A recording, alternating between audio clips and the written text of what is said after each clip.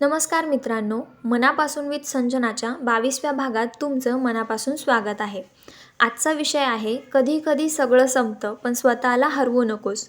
कधी असं वाटतं की नातं संपलं, विश्वास तुटला, स्वप्न मोडली आणि आता काहीच उरलेलं नाही. पण खरं तर एक गोष्ट अजून उरलेली असते, ती म्हणजे तुम्ही स्वतः. हो, कधी कधी सगळं हातातून निसटतं.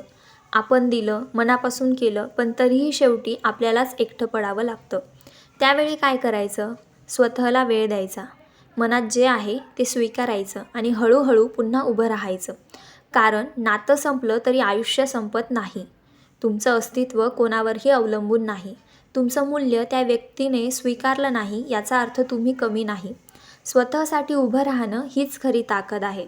म्हणून मित्रांनो, आजचा हा भाग त्या सगळ्यांसाठी आहे जे तुटले पण हरले नाहीत, जे एकटे पडले पण स्वतःसाठी उभे राहू पाहतात.